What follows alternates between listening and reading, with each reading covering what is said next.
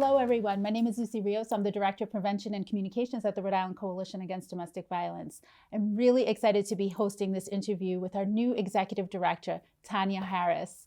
Tonya was selected after a 6-month search, and I'm thrilled to be able to present her to all of you. Welcome to the movement, Tonya. Thank you. So tell us, who is Tonya Harris?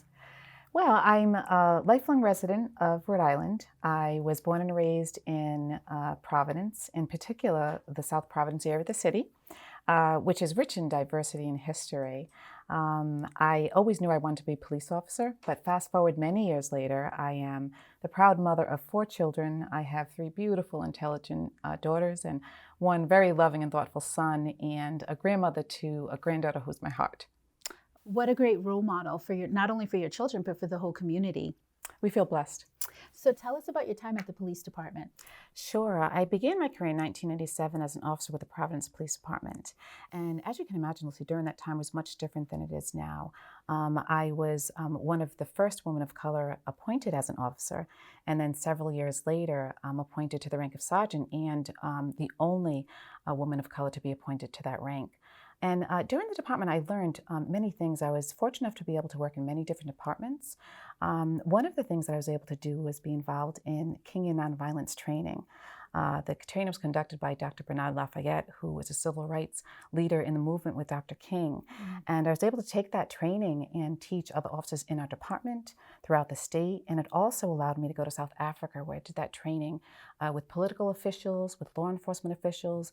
And this training is used to deal with conflict and manage it in different ways. And so it was very, very useful for officers in particular. Bringing it back to my time as an officer on the street, I also responded to domestic violence calls. And I think that gives me a unique perspective being here at the coalition, because not only did I respond to calls, but I also was involved in the investigation, the arrest, and ultimately the prosecution of individuals.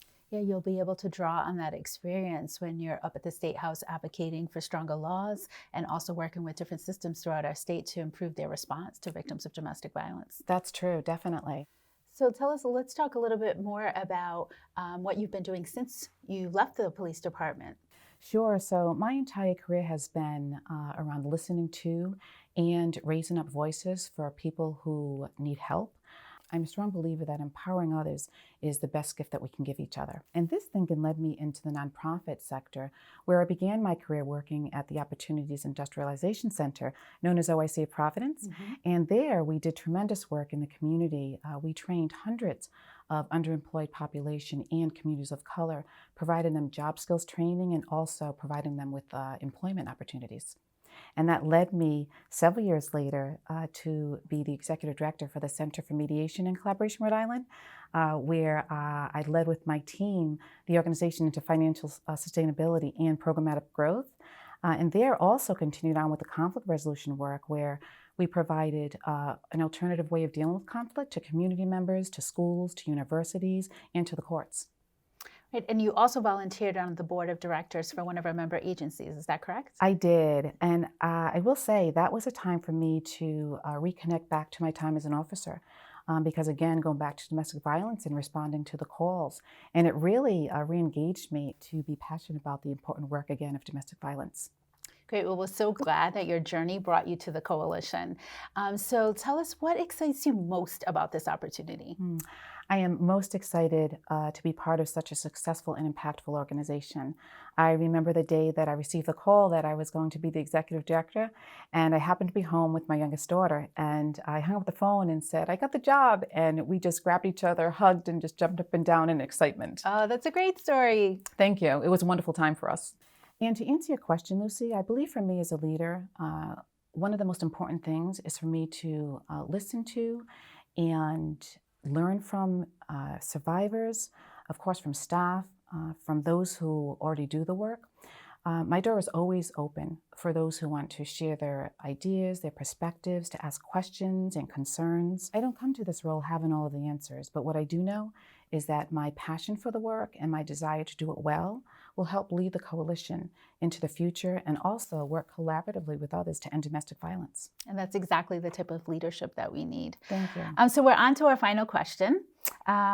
This interview is going to be shared with our supporters, survivors, allied organizations. If you could leave them with one thing, what would you like them to know? I would like to leave everyone with a favorite quote of mine from Margaret Mead, who once said, "Never doubt that a small group of thoughtful, committed citizens can change the world. Indeed, it's the only thing that ever has." And I'd like us to remember this because whether you're a group of 12 or a group of 20, you can certainly change the world. In fact, our history has dictated that. And so you think back in the police department as my time as an officer dealing with domestic violence matters. And how we deal with it then versus 30 years later is a vast difference. And so when you think about the small group of people, committed and thoughtful people who change that, people like those in the coalition, legislators, community members, they were able to help change how we view domestic violence. And I'm certainly proud to be a part of that movement. Thank you so much, Tonya, for taking the time to do this. I hope our supporters got a feel for who you are and that they're just as excited as we are to be working with you. And thank you so much, Lucy. Thank you all so much for watching, and thank you for your continued support.